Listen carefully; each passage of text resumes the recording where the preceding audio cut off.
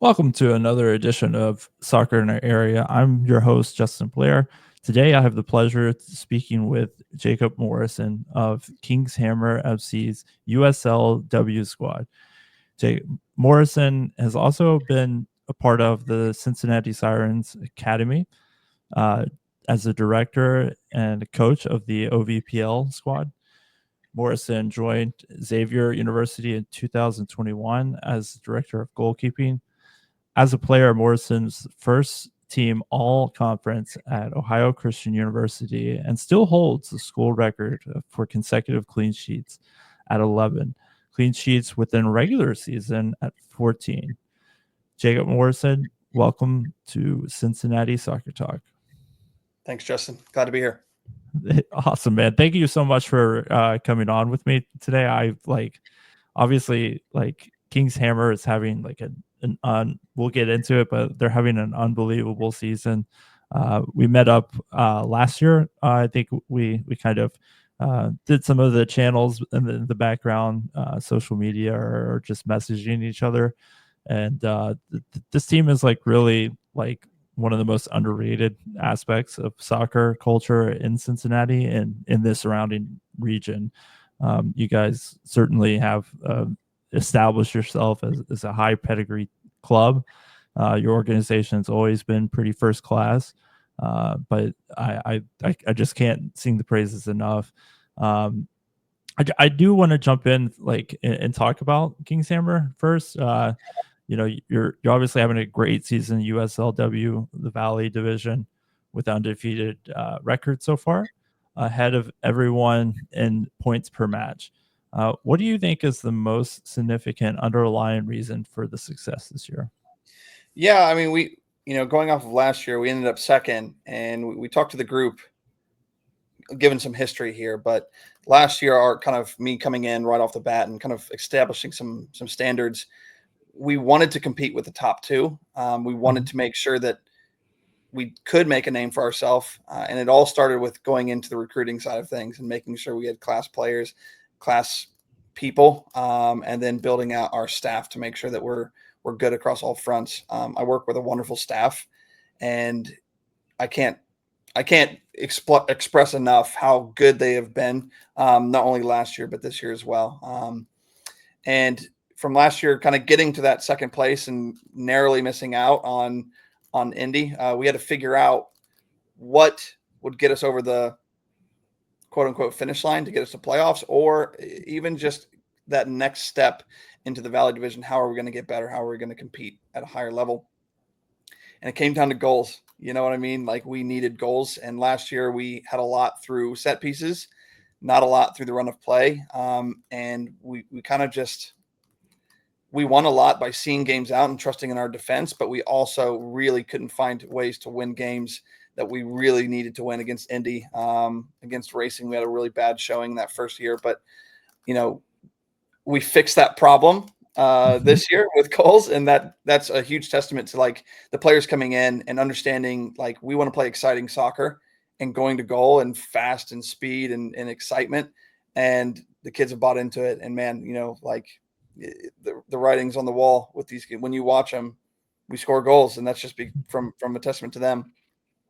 Yeah, it's really like shocking. I know I'm gonna queue up in the question here in a little bit about the attack in particular, but it's like just really shocking when you watch a Kings Hammer match. It's like there are 6-7 players that you can legitimately trust to go bag a goal on this team. I want to just briefly touch on the so you mentioned about like really having that strategy going into the all season about it. Like, what is at the USLW level? What does that recruiting look like? Because it's like you're not securing them in like these like long term contracts or bringing them into a club for a professional aspect, but you're really going and engaging college teams, local players and stuff like that. Like, what is that like? How does that whole spaghetti map of recruitment look? It helps that we are a pretty good hotbed for talent here in Cincinnati, Northern Kentucky. So like the job is kind of easy when it comes to the talent of players. It's all about what can we provide them for their career, right? So a lot of them want to play the next level, and this USL-W kind of it's labeled as pre-professional because of the underlying cause of the Super League that's kind of been built around it. They actually they have a pathway to get there. So different from other leagues where amateur is kind of like the brand. It's not pre-professional. That's the difference, is like there's an actual pathway to there. So it gives us a pipeline and a more of a structure around those players, saying if you want to play professional, we can be that outlet for you guys. And it kind of really entices them of what that looks like. After that, it's all about, I think it's relationships with coaches in the area, and it's relationships with the players. Like you have to be willing to have those conversations where, like, I don't know if you'll play, but you're a good player and we want you involved in the environment, because a summer league, you need 30 to 40 players. Last year we had a roster of 60. What wasn't all me, because I kind of took on halfway through, but we had a roster of 60 and it was a little bit too much. But you need that 30 to 40. So when kids go on vacation, you have that next wave of players that can help. So having a relationship with the kids is so important. But getting those players and having the trust of college coaches are equally important. And that's kind of what we do, is talk to the coaches. Hey, we want your best because we're going to try to help them get to the professional level. And then we work down to the players, talk to them individually. Do you like, speaking of the cooperation with their collegiate coaches, do you guys like work on certain things? Like, is there certain like benchmarks that the coaches at the collegiate level want to see for their players, like maybe minutes or maybe abilities and stuff like that? Do they have much of a say so into the way you guys construct your roster or the style of play and stuff like that? Not really, because they can't really check in with their players. There's a lot of like NCAA bylaws that you got to be careful with. So you got to dance around. And so what we do is, like, and again, that's why we try to create such a good culture and such a good kind of respect around the area, is we're going to make those kids better. Whatever that looks like, as a soccer player, you will get better. And that should translate into whatever system you go into, whatever play style you have. If you're a better soccer player, you can kind of plug and drop into those areas. But we don't run the kids into the ground. We want to be really conscious of like their match minutes and making sure we don't burn them into the ground come August. So we focus in on a lot of like the data pieces. Ellie Mink, who's one of our assistant coaches, she's getting her doctorate right now, and I think it's in physical therapy or some kind of physician assistant. She does a great job with our activation stuff and everything in pre-match work, and then afterwards she's really focusing on something we built out for wellness forms and wellness checks to make sure that all these kids are like, one, I think it's important that we know where they're at, but also we did this so that they know where they're at and they're being honest to themselves of like, I do need a break. I've done like 5 90-minute matches. And done. I'm tired. So give me a break. Right. So we did it for a couple of reasons, but yeah, I think we have the trust of coaches, which is nice, to kind of help their players. Absolutely. I think that's got to be a very difficult conversation with some of the talent that you have on the pitch, right? They are so incredible and such big playmakers that it's probably hard to, like, have that self-awareness, like, hey, I might actually need to take a break a little bit, kind of worry about my health and physical fitness. I do want to talk about the attack now. I'm gonna dub it as an embarrassment of riches. Your attack is just unbelievable. Like, maybe fill in our audience with like some of the key playmakers and what they bring to your club. Where do you start, right? Let's start with Kylie. We'll start with Kylie. Okay. I mean, Kylie's a kid that I want everybody to know she's traveling from Dayton. Like, she's traveling a ways away to come and play with us. And so her commitment level is outrageous. Her competitive spirit is even bigger. But her engine is just awesome. And her ability, hold players off, get forward, get towards goal. Like, she can do everything you want as a forward. and she can drop in and get on the ball and make plays. So she's someone that I think has real potential in Tennessee to have a really good year. And I think they're going to use her in some different ways. But she's so fun to watch, and she kind of captivates you in all the dirty work. Cause like a lot of players don't like the dirty work. Kylie likes dirty work. Right. And like, whether it's fighting, literally she will fight 2-3 players off the ball. The goal that we scored against Racing at home to go 1-0. I mean, she has to head the ball across the field, like 25 yards maybe, to get Abby Townsend on goal. And like she's been doing that all season. And so, you know, for us to have her in, she wasn't there for the first 2 or 3 games, but to bring her in, like she's made an immediate impact, both on the field and off the field. We did a preview or an interview with Kylie at the beginning of this year, and she said that one of her idols is Abby Wambach, and like you can see it, like she's tough as nails, man. There's like no take no crap kind of play style that is just such a joy to watch. Yeah, absolutely. Yeah, and like I was saying, off the field, she's just as important. Like culture, like she's a wonderful culture kid, and is always motivating the kids to get better. So can't express enough about her. And what about Taylor? Taylor, good luck catching her, man. I was talking to her yesterday. She's wearing like these silver and blue boots, right? And like just looks like something out of like a comic book. She's one of the fastest people alive, man. Like explosion of pace. And like especially early on when she's like ready to go and those first initial runs, people don't realize how fast, like, and now obviously now they do because they've gone up against her, but like that, you know, those first moments where you get her in a one-on-one situation or you just get defenders turned and letting her run, it's just so, from my side of things, it's wonderful to watch. I know from the opponent side of things, it's like, dude, what are we going to do about this all game long? Like if she's even a 60-minute player, I don't want to deal with this for 60 minutes, right? Like her greatest asset is her speed, but like she's a different level of speed. I think, you know, Sam Urbach is fast. Like she's rapid too. Yes. Taylor is a power runner. She's like a track, like Usain Bolt, kind of like just when you hit her, like she still can bounce by you. You know what I mean? She's got a lot incredible balance. Yeah. And just her explosion of pace is wonderful. We need to get her to score the goals. She's in front of goals and like she just hasn't scored them a lot yet, but in terms of what she can give us, she's a nightmare for everybody. Absolutely. She's playing over at West Virginia, right?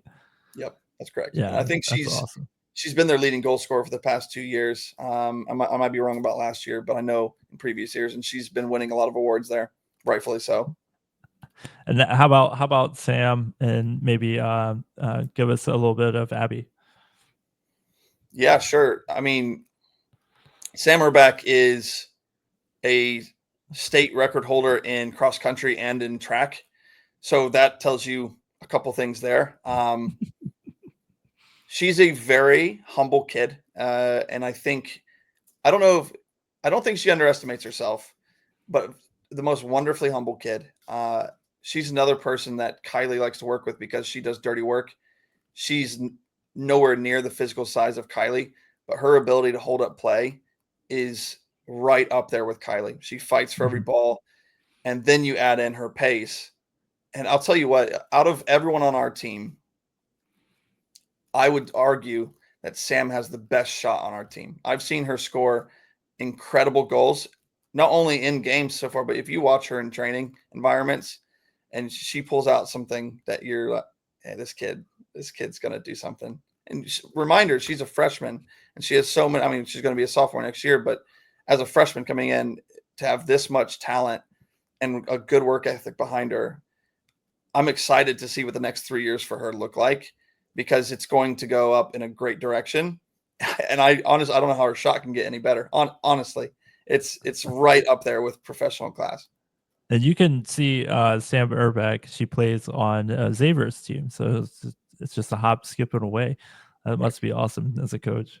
Correct. Yeah, and then Abby played at OU, and she actually lived in Columbus until I think she got a job this past spring. and she called me up and said, I would love to play for you. And I immediately said yes, because I played, or not played against her. Sorry. I coached against her when I was at Xavier, and I saw her OU, and she doesn't have the pace of Taylor. She doesn't have maybe the shot or the bite of Sam Urbeck, but this kid is an engine. Like, we have so many engines, man. Like, I feel like we're like a Ford Motor Company or something. I don't know. Exactly. Honestly, man, her ability to run up and down the field constantly. Like, I think Racing Louisville has a fantastic team, and their number 5, Kunde, who's coming from Alabama, which is an absolute incredible player, powerful runner. But Abby had to turn her into a defender because of how much she ran and how much she worked, and it really took her out of the game in multiple times. And I'll tell you, Abby has been a key player for this team in terms of her work rate, but she makes big plays when you need her to, and she scored some goals. She's defended extremely well.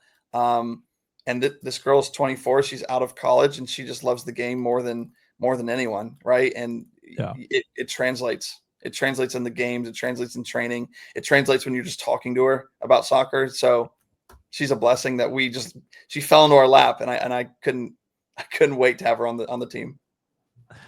So I'd like to jump on.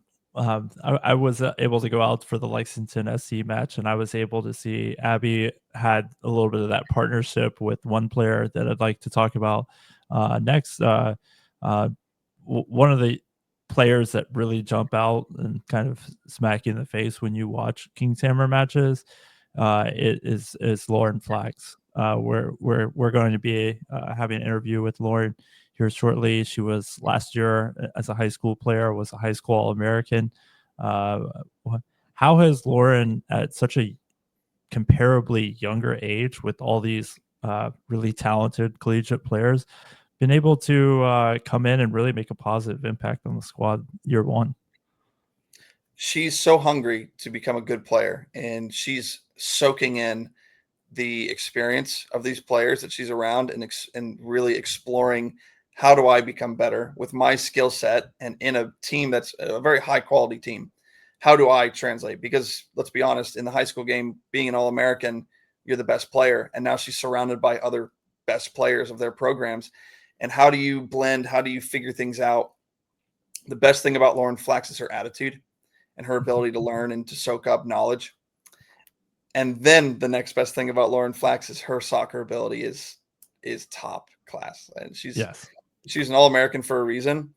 But her skill set is highly coveted in women's soccer. She can do multiple things with the ball.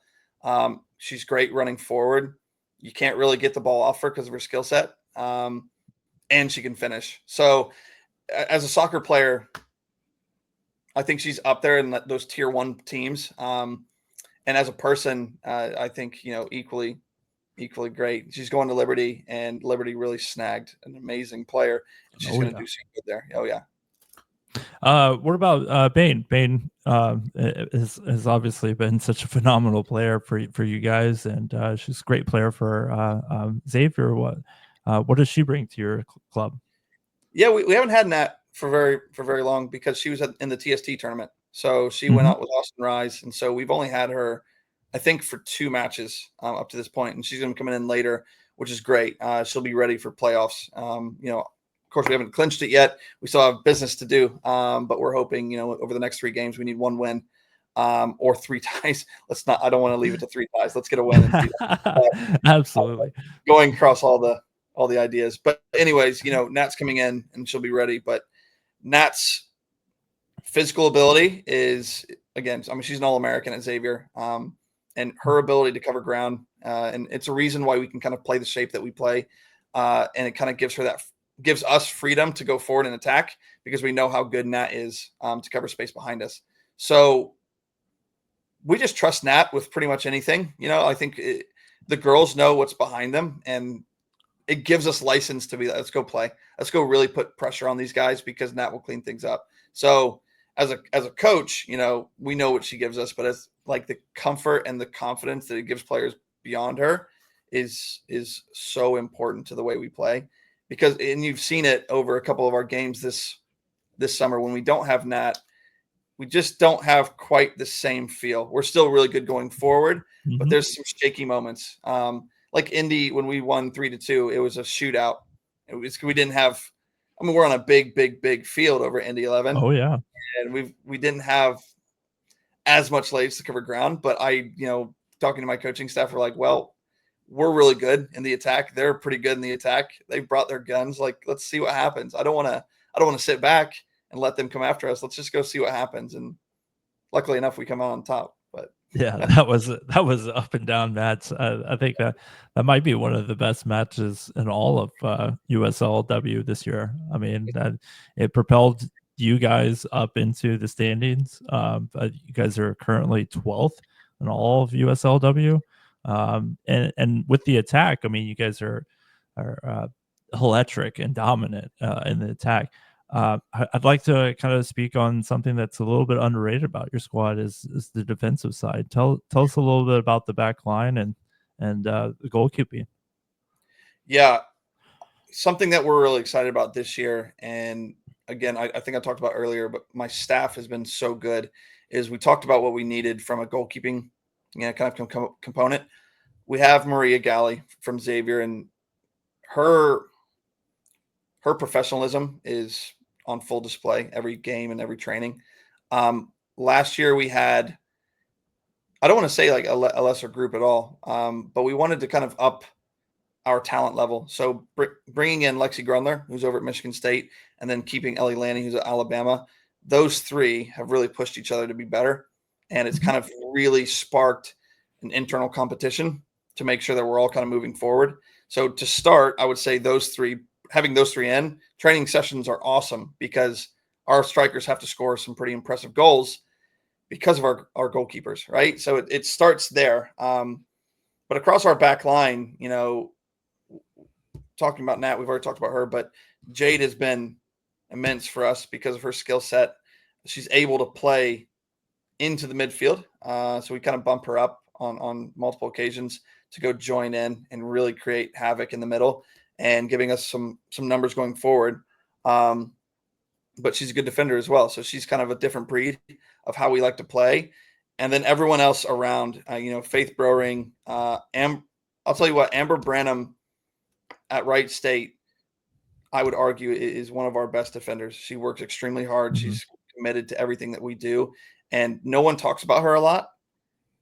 And, nobody gets talked as defenders that much unless you're Nat Bank, right? Like, whatever. It is what it is. Like, I was a defender. Yeah. I get it. But Amber Branham is such a wonderful player and a wonderful person. Like, we aren't where we should be a lot worse off if we didn't have Amber. I would say that. She's really helped us out in a lot of games. But Faith Browring and Brooklyn Miltonberger coming in has kind of given us a lot of options at center back, and they all give us different things.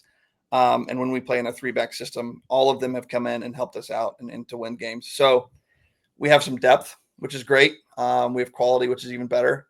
And then, going forward, I think you have our outside players those are our speedsters, right? But those three in the back have been wonderful across the board. Absolutely. I just want to know, like, as the season starts to wind down a little bit, I think, like you said, I think you have 3 more matches to finish out the season. Well, probably won't be finishing the season after 3 matches on the pace you guys are on. What is key for you guys as you come down the stretch here? What are you guys really focusing on and being intentional with? I know you've already played racing now twice. I believe you played Indy twice. I could be wrong about that. You may have. I think you guys have played Indy twice. So you have one more with one of those, and then some matches that you probably will be pretty heavily favored. Is there like a focus?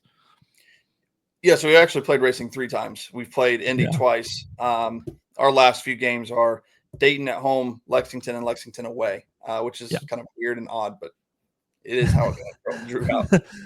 Two away games at the same location is kind of whatever. But yeah, we do have, we're always talking to the staff of what we need to do. And first and foremost, we try to focus on the day.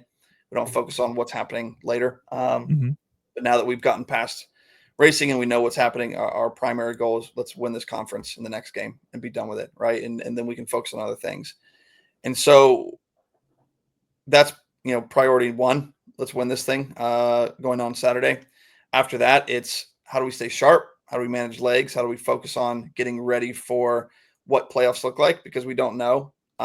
We are probably going to start scouting out oppositions from the central areas, whether it be up in the Michigan conference.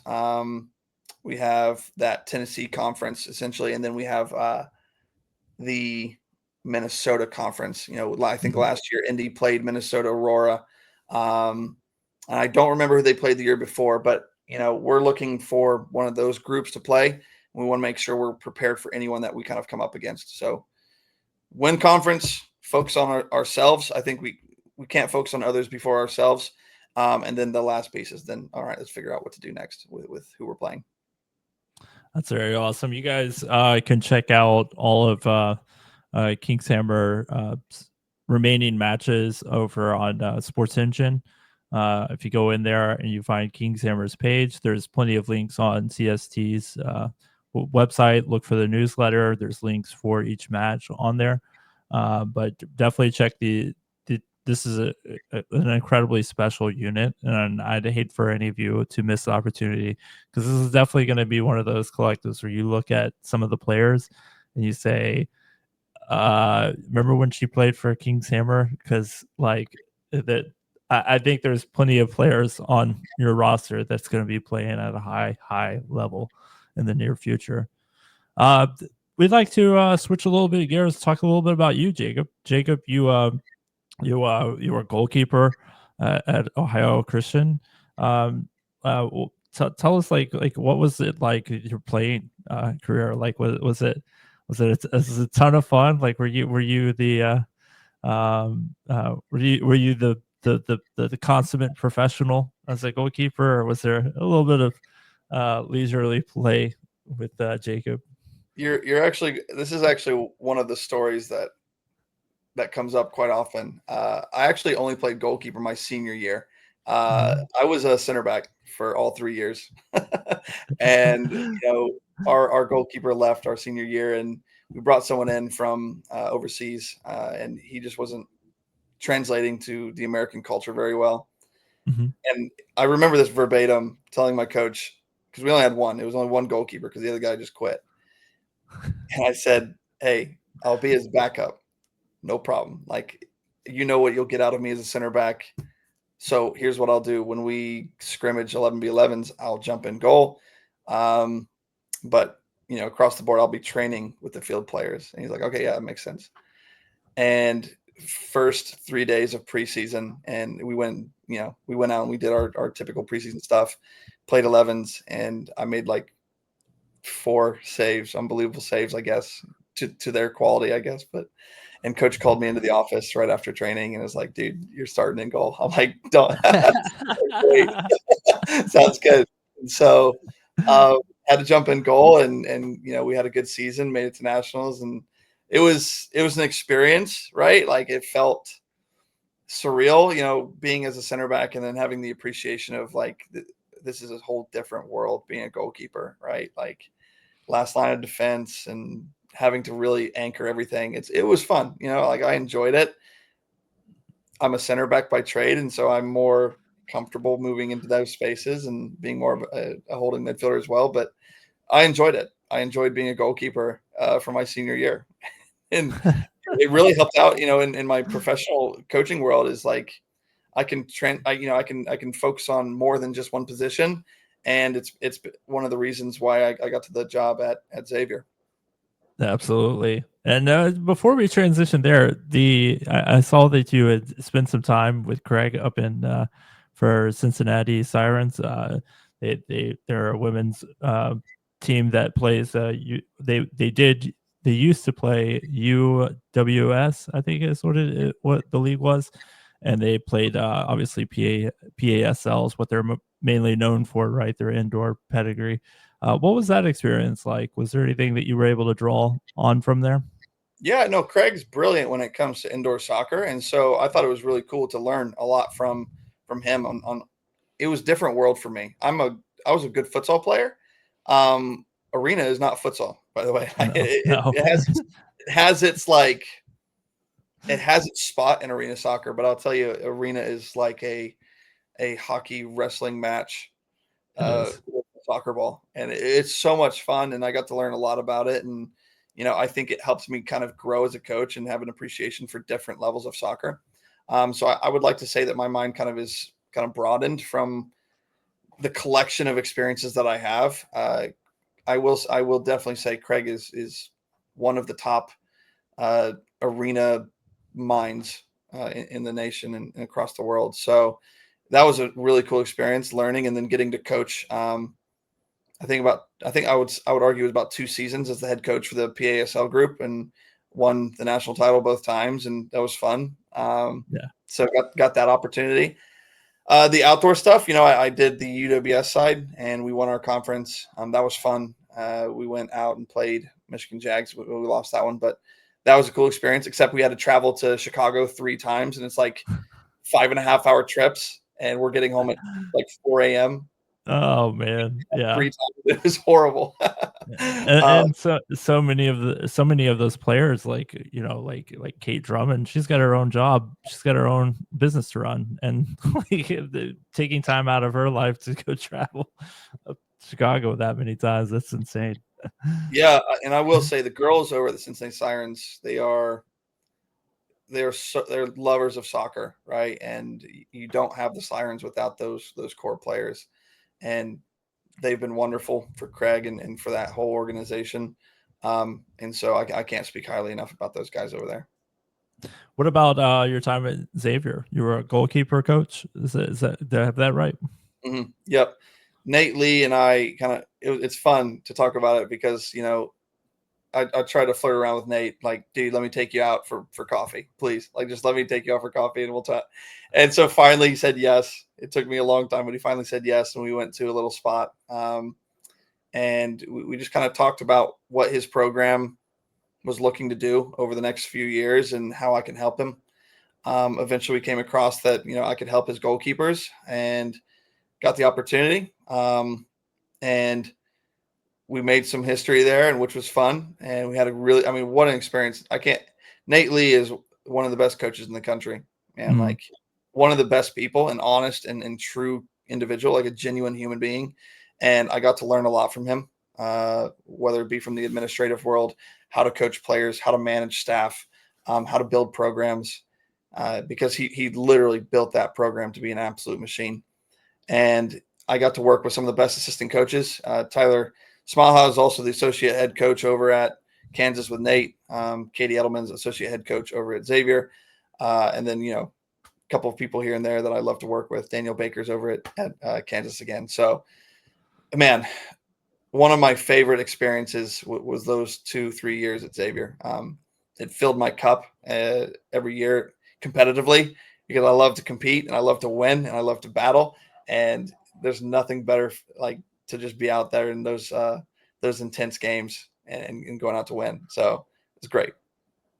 And what was the transition immediately into King's Hammer after that, or was there something else that happened in between that? No, that was it. Yeah. So Nate took the job over at Kansas, and Dean came back to Xavier, and right in that period of like transition, I was kind of helping out Katie as Dean was coming in, and then I worked alongside Paul Nicholson, who was at King's Hammer. We had a lot of chats on the USL-W.